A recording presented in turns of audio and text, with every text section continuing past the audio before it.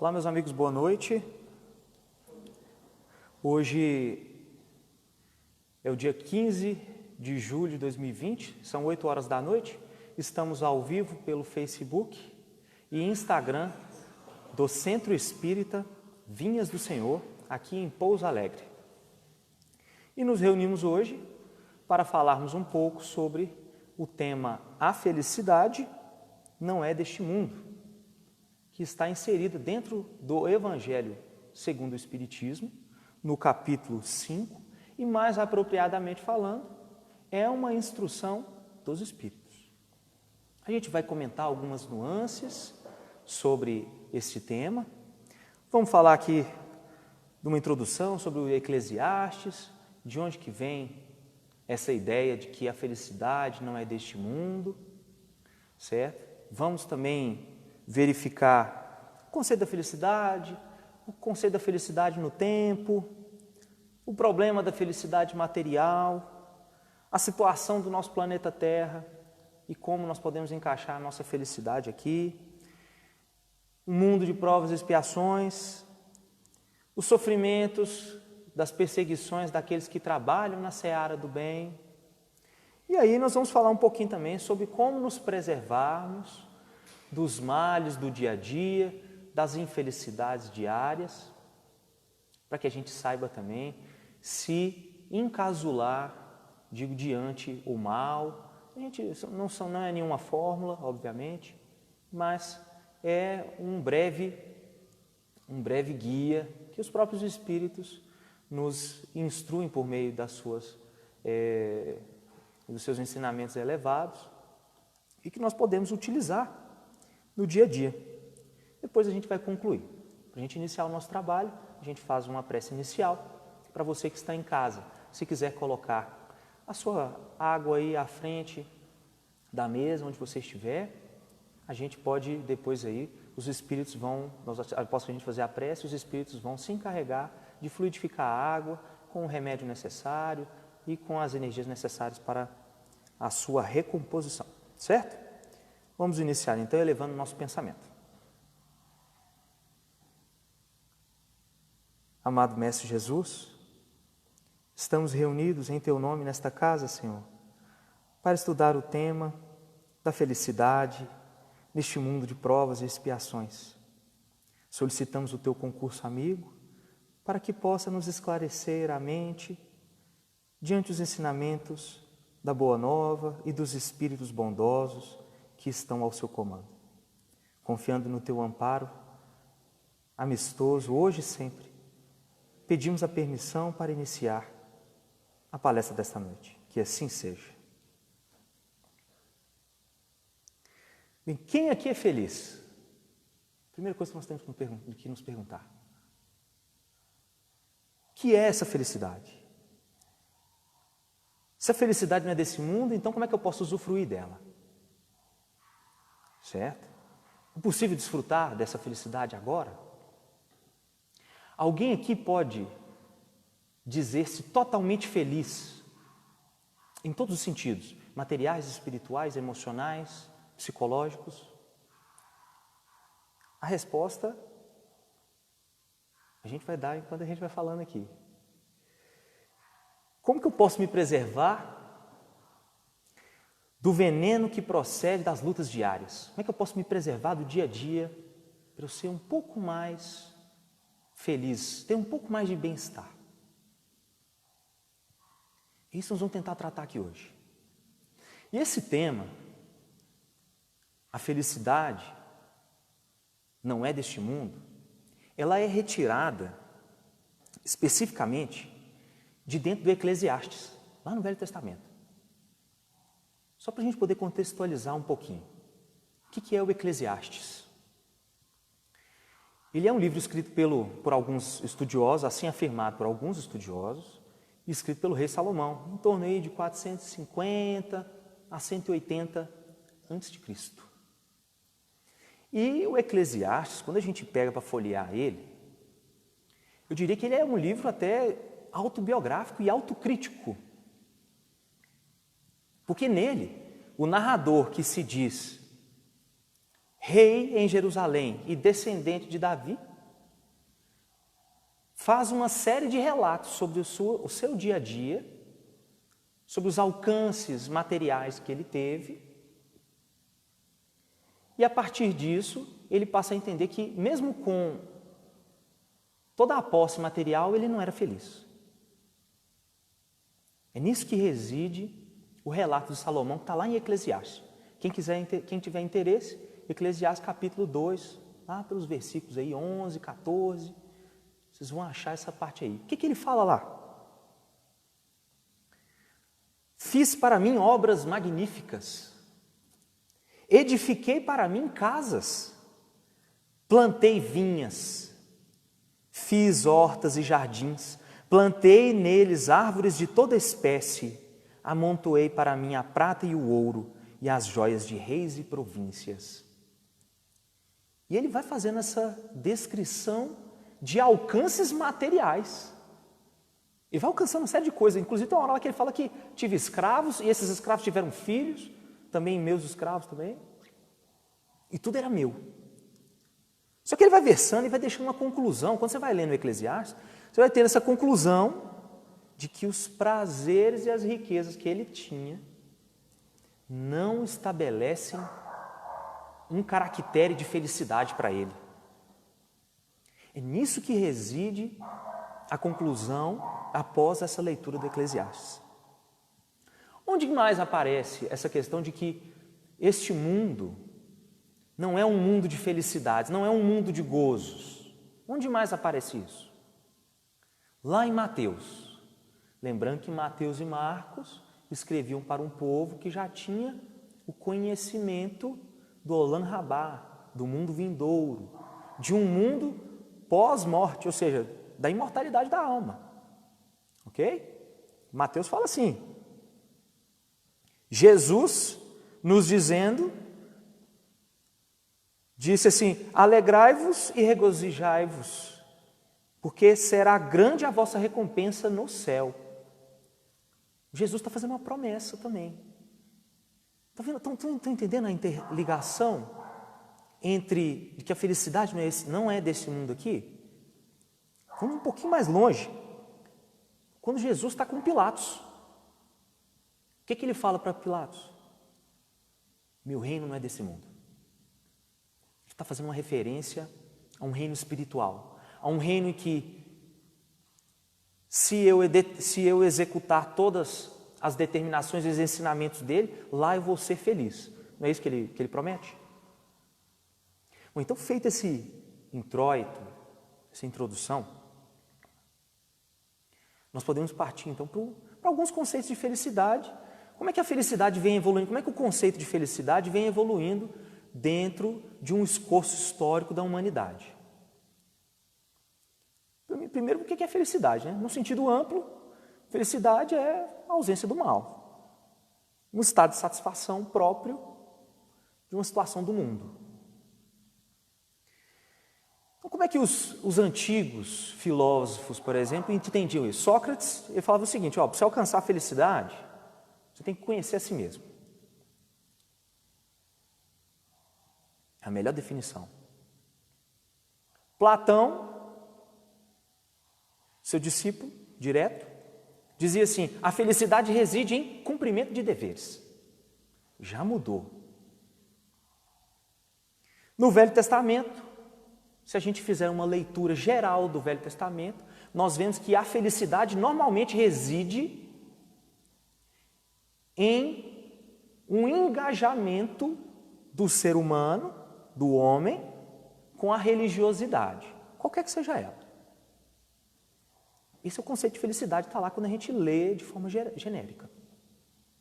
Já no Novo Testamento, conforme já dissemos lá, que Mateus faz o relato, Jesus faz algumas promessas, buscando incentivar a credulidade na continuidade da vida, na imortalidade da alma. Ele fala, meu reino não é desse mundo aqui não, mas vocês podem ficar felizes, porque se vocês chegarem lá cumprindo tudo que eu estou ensinando, vocês vão ser felizes. A gente avança no tempo. Santo Agostinho. Felicidade é um fim da sabedoria. É a posse do absoluto, é o entendimento de Deus.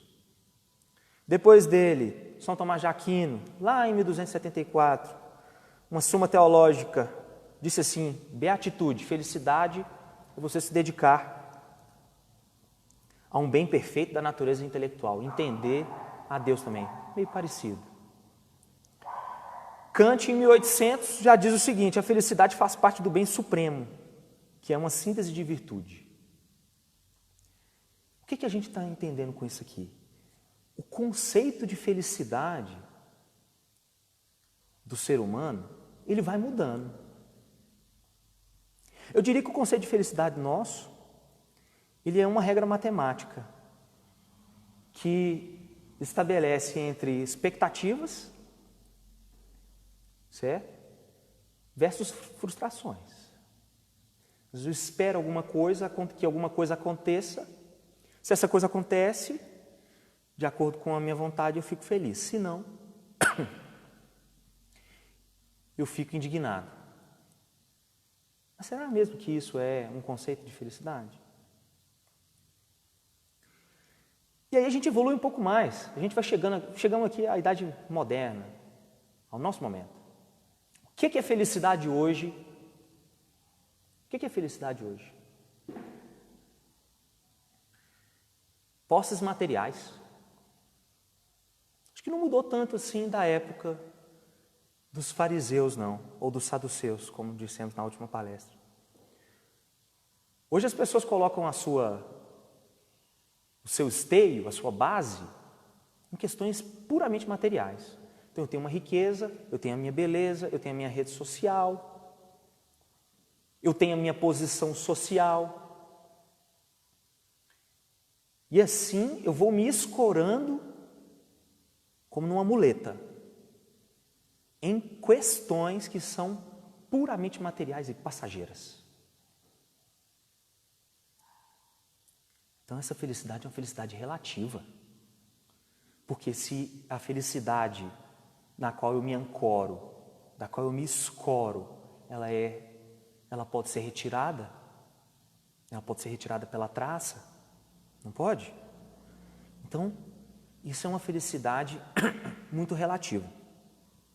As comunicações dos espíritos estão todas nesse sentido, de que a felicidade do homem aqui, neste mundo, ela transitoriamente está em um período relativo. Ou seja, ela passa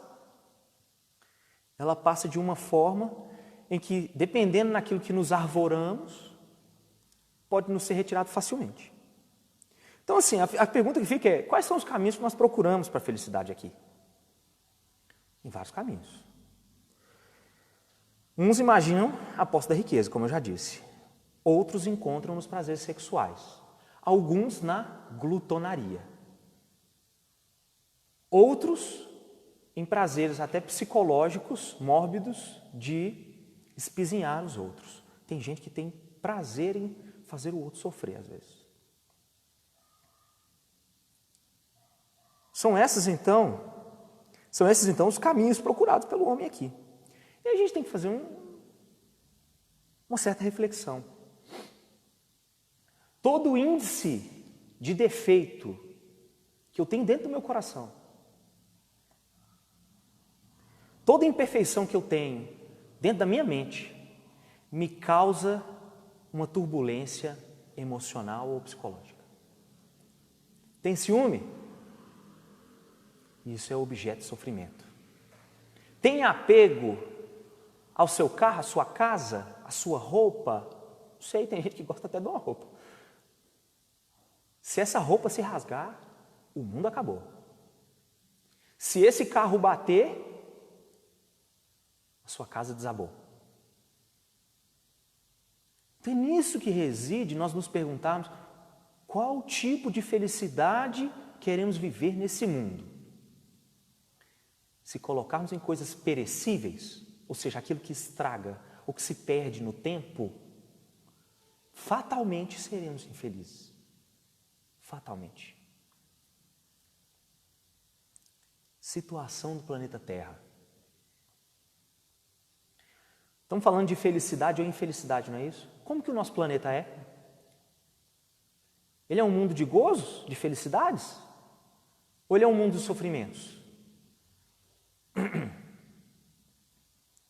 Eu creio que é um mundo de sofrimentos. Existem mundos mais felizes? Por óbvio. Temos comunicações espirituais diversas. Quem quiser, Revista Espírita, estão cheios delas. Inclusive, não me lembro agora o número, acho que é 1863. Tem inclusive relatos lá de espíritos de Saturno, de Júpiter, falando que a vida é uma vida feliz nesses mundos. Por quê? Porque reina a fraternidade, porque comunga-se de solidariedade, porque aquilo que falta para o outro, eu não espero ele me pedir para dizer que está faltando, mas eu me adianto como uma responsabilidade suprema de auxiliar o meu colega. Porque o verdadeiro homem é assim. Digo, o sábio, não estou falando de tolos, não. Estou falando de sábios. Estou dizendo de pessoas que são elevadas, espiritualmente falando. Se adiantam nos seus deveres e obrigações com o próximo. É assim em outros planetas, mas no nosso não é. No nosso como é que é? O bem e o mal brigam diariamente. Não é assim? Basta a gente abrir o noticiário. Então você abriu o noticiário lá. Vai lá no noticiário para você ver. Só tem tragédia, é uma em cima da outra. Às vezes é difícil até de ver uma ação social bacana.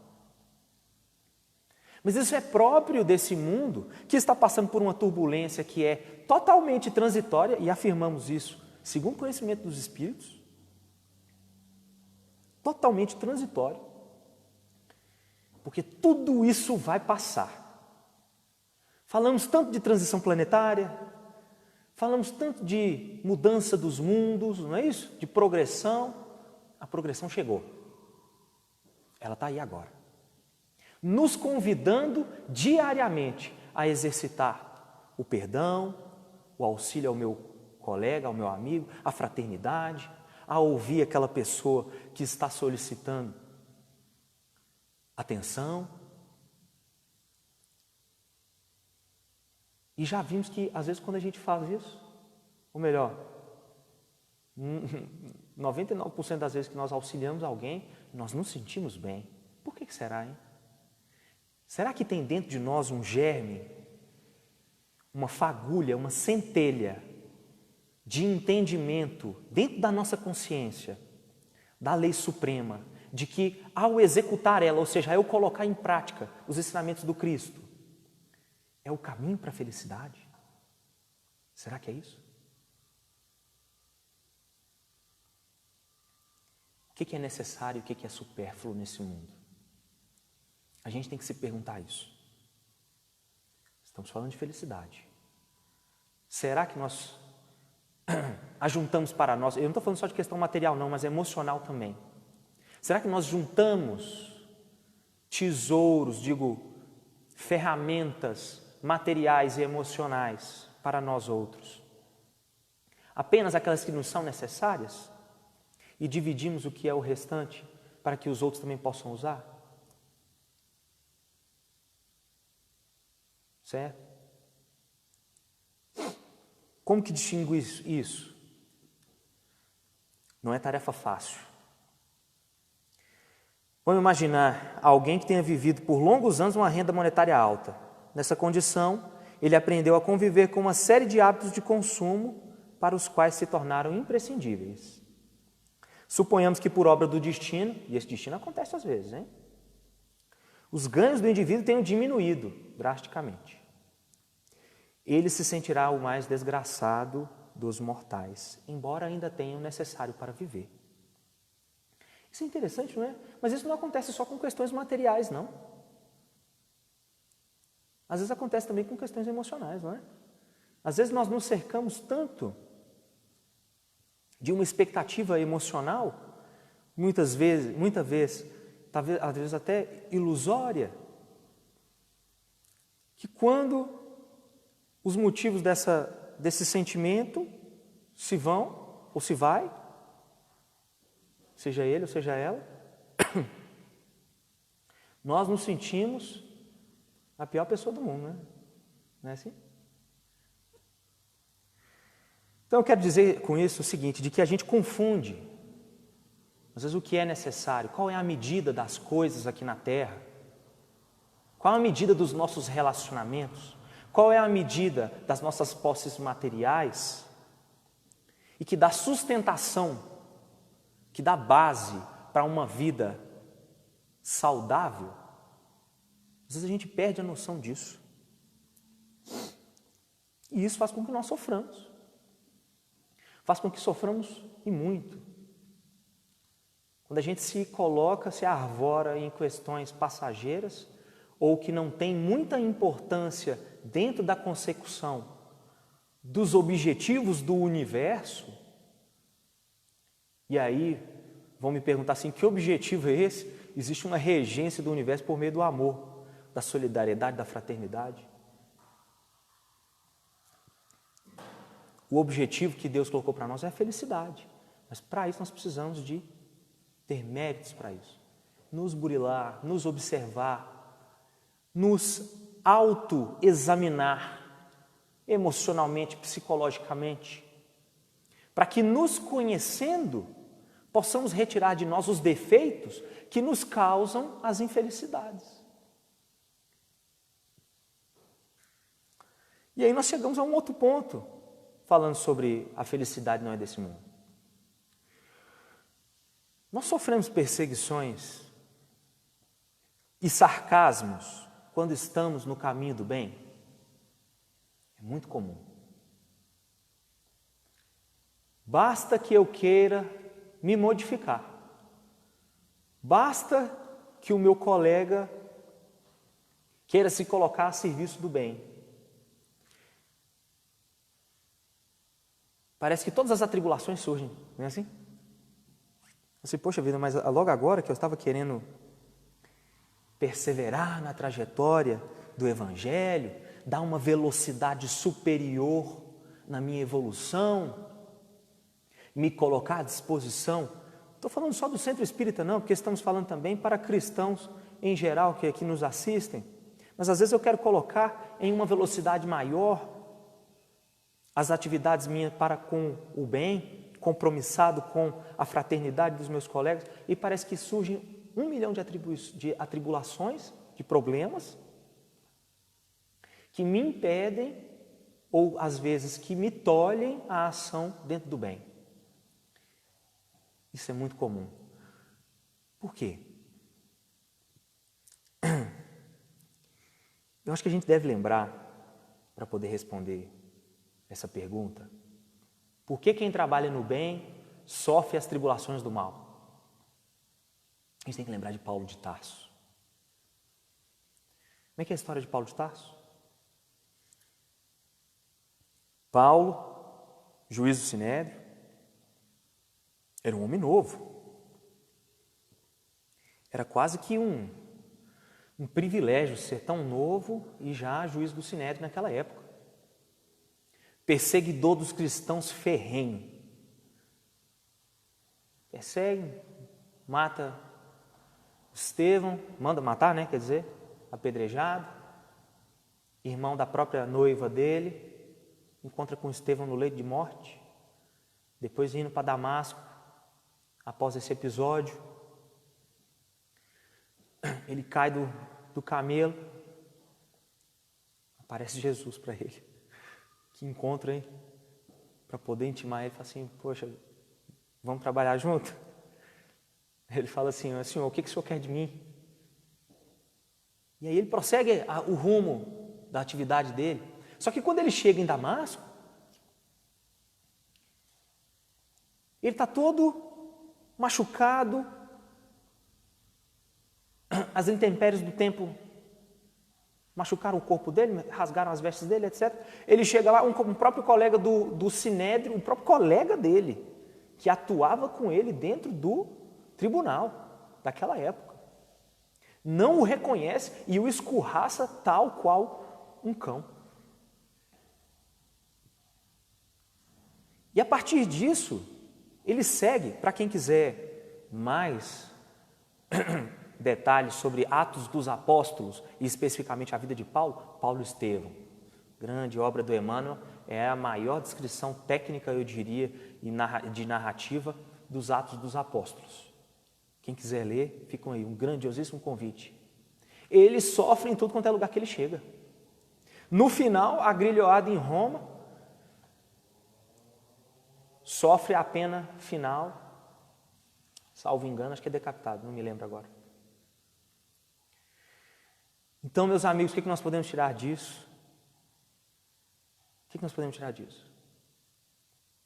Que a felicidade é um termo relativo nesse mundo.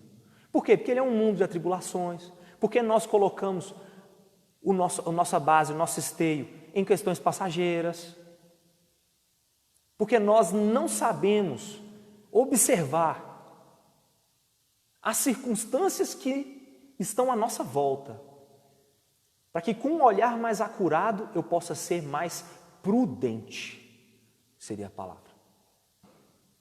Prudência. Prudência nas escolhas, prudência no que falar, prudência em como responder, em como se portar. É tudo lícito, mas tem algumas coisas que elas não cabem.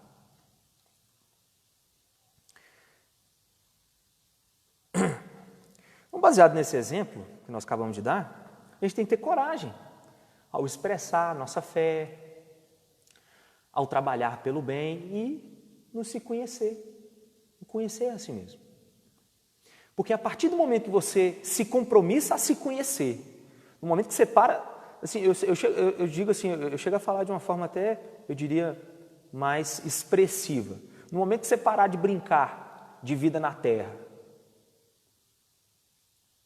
e se compromissar a dizer assim, agora eu quero me conhecer, agora eu quero ver o que eu tenho de defeito. E tirar, assim, mas tira a máscara da vaidade para poder fazer essa autoanálise. Não fica com máscara consigo mesmo, não, porque pior do que máscara para os outros é a máscara para si mesmo. A partir do momento que nós tiramos essa máscara e fazemos uma autoanálise, nós conseguimos vislumbrar muito mais. E a partir disso conseguimos nos compromissar também em retirar aquilo que nos faz infeliz. Tem tantas coisas que nos fazem infeliz, são tantas. Santo Agostinho, se não me engano, Santo Agostinho dá uma comunicação no Livro dos Espíritos e fala, pergunta se investigar. Ele relembra Sócrates, primeira coisa que ele faz. Para a gente tem que se conhecer. Aí Allan Kardec responde para ele assim, mas fala assim, não, eu sei disso, a gente conhece a máxima, tem que se conhecer para poder evoluir. Ok, isso a gente entende. Mas como que eu faço isso? Ele falou assim, todo dia de noite eu chegava e me perguntava, será que eu faltei com a fraternidade com alguém? Será que eu poderia ter feito algo mais para poder ajudar aquela pessoa? Será que eu fiz todo o dever que me competia dentro do local em que eu estou inserido? Isso nós temos que nos perguntar para que a gente possa ser um pouco mais feliz nesse mundo. E tem algumas fórmulas para a gente ficar mais otimista. Porque no dia a dia, todos nós, invariavelmente, somos bombardeados por intempéries das circunstâncias, dos convívios sociais. Todos nós, indistintamente, somos atingidos por problemas no dia a dia. Como então eu posso ficar mais otimista?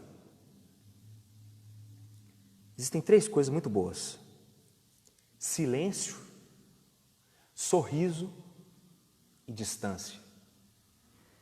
Silêncio porque, diante das faltas dos outros, não me cabe apontar o defeito do outro.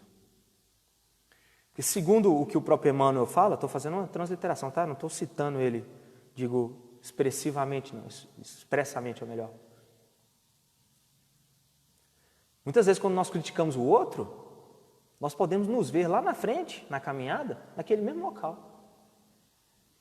Então, o silêncio diante das intempéries da vida ele é importante para que nós possamos exercer, dar um exercício de caridade mínima de relacionamento. Sorriso. Por quê? Porque quando você passa a colocar o seu pensamento de uma forma expressiva para o alto, de uma forma superior, encarar a vida. O sorriso ele é um símbolo, não é? Um símbolo de enfrentar as situações com positividade. Então, com essa ferramenta, você passa a se posicionar melhor. Porque lembremos o que nós sempre temos falado aqui nas nossas palestras. O ser humano, o espírito que está aqui encarnado nesse corpo, ele emana a partir dos seus pensamentos um tanto de vontade que ele cria uma atmosfera própria dele.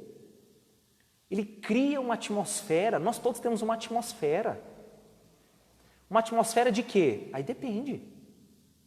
Depende da sua inclinação. Atmosfera de quê? De raiva? De vingança?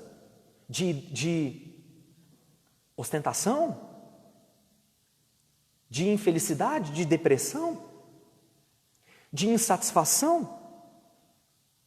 Depende de você. Porque essa atmosfera, lembrando o seguinte, também palavras de Emmanuel, nós nos alimentamos mutuamente dos sentimentos uns dos outros. Então, quando eu me relaciono com alguém, essa pessoa normalmente, ela tem os mesmos sentimentos que os meus. Pelo menos parecidos, similares. Daí nós podemos tirar um índice de felicidade, não podemos?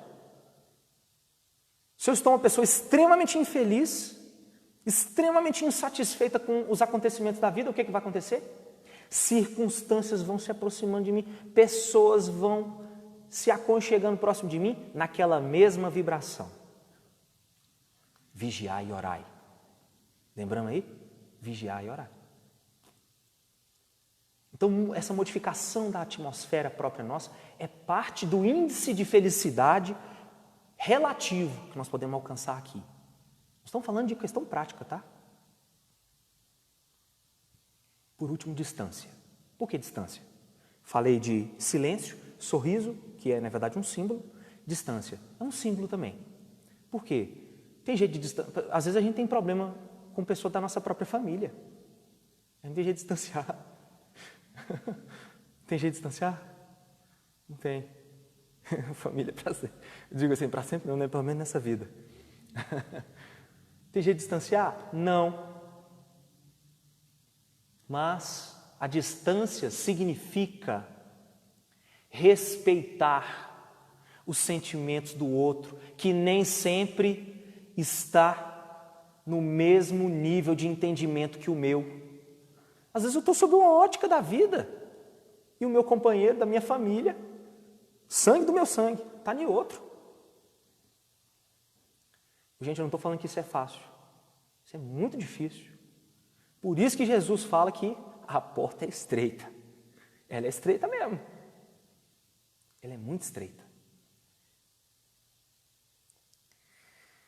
A gente pode fazer um exercício de desintoxicação. Só para a gente finalizar agora. Eu já estou dentro do meu tempo já.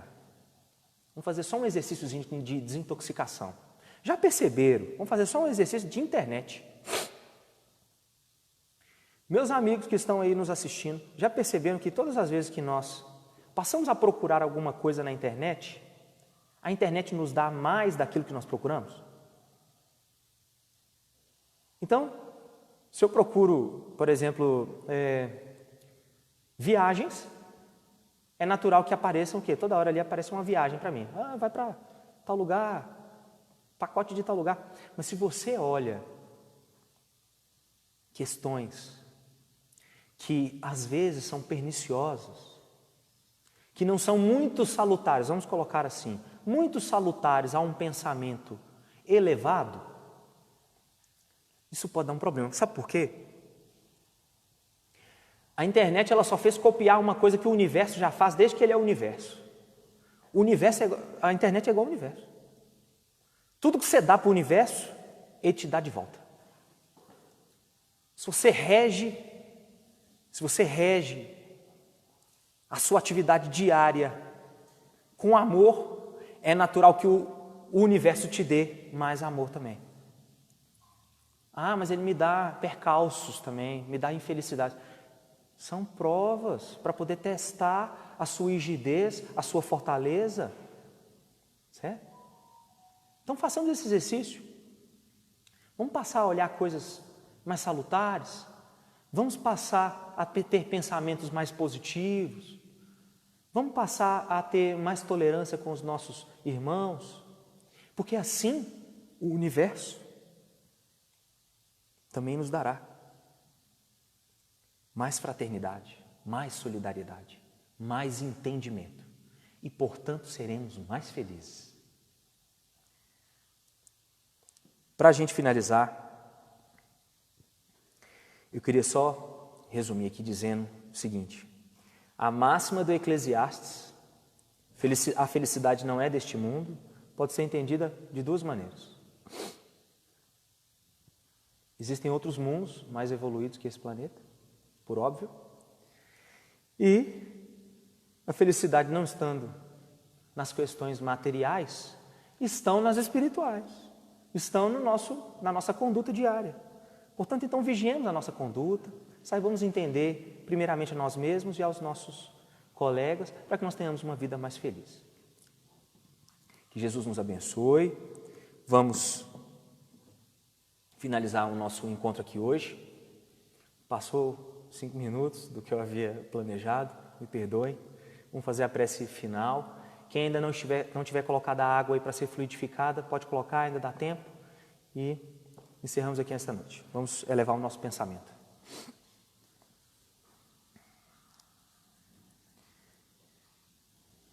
Mestre amado Jesus, estamos aqui hoje, Senhor, para estudar. A felicidade não é deste mundo. E gostaríamos de agradecer o amparo espiritual que nos deste, por meio desta equipe espiritual que aqui se encontra entre nós. E gostaríamos de pedir também que o Senhor fluidifique as águas dos nossos amigos que estão em casa, que o Senhor também envie equipes espirituais para poder auxiliar todos aqueles que estão em alguma enfermidade, necessitando de algum auxílio nesse momento tão grave por que passamos. Confiando no Teu amparo superior e na Tua bondade, pedimos permissão para encerrar. E assim seja.